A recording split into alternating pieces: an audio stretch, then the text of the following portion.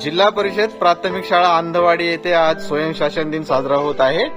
या शाळेमधील या सर्व तुम्हाला दिसत असलेल्या शिक्षिका झालेल्या विद्यार्थिनी आहेत, त्यासोबतच काही विद्यार्थी पण या ठिकाणी शिक्षक झालेले आहेत। अतिशय सुंदर रित्या हे शिक्षकाच्या वेशभूषेमध्ये आले आहेत। तर चला आपण परिचय घेऊया या शिक्षकांचा। माझे नाव कानुपात्रा सतीश कोकाटे आहे। आज मी 4थी आणि 3री वर्गाला शिकवत आहे। गणित आणि परिसर भाग खेळ करू शिकू। माझे नाव सुजाता मसाजी कराळे आहे। आज मी 2रीला गणित आणि खेळ करू शिकू वर्ग 5वीला हिंदी विषय शिकवणार आहे। माझं नाव बानू बिराजी कोकाटे। आज मी इयत्ता 3री व 4थी या वर्गाला मराठी विषय शिकवणार आहे। माझे नाव शुभांगी परमेश सागळे। 1ली आणि 6वी विज्ञान आणि गणित शिकवणार आहे। माझे नाव संध्या लक्ष्मण खुपसे आहे। मी 5वीला गणित शिकवत आहे, 4थीला परिसर अभ्यास शिकवत आहे, 3रीला खेळ करू शिकवत आहे। माझे नाव शिवानी देवानंद खुपसे आहे। आज मी 4था 5वा 6वा या 3ही वर्गाला इंग्रजी शिकवणार आहे। माझे नाव राधिका प्रल्हाद सागळे आहे। मी इयत्ता 6वीला शिकवणार आहे। मी त्यांचा हिंदी आणि गणित विषय घेतला आहे।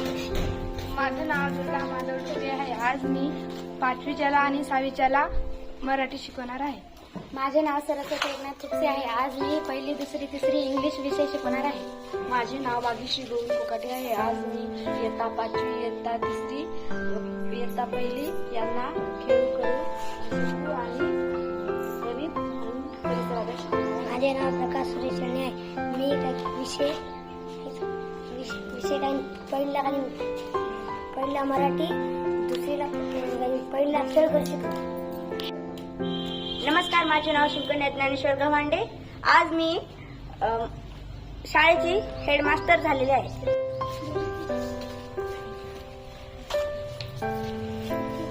सगळ्यांनी या सर्व नवीन शिक्षकांचं टाळ्या वाजून स्वागत करा।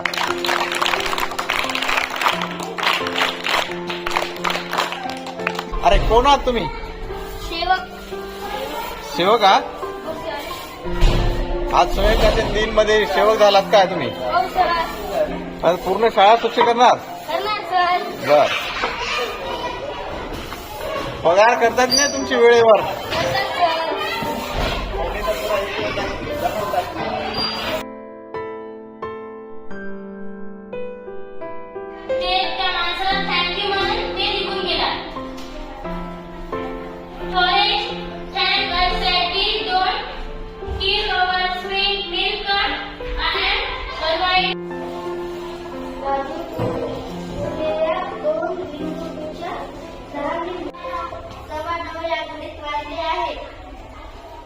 तर तुम्ही या घड्याचा प्रयोग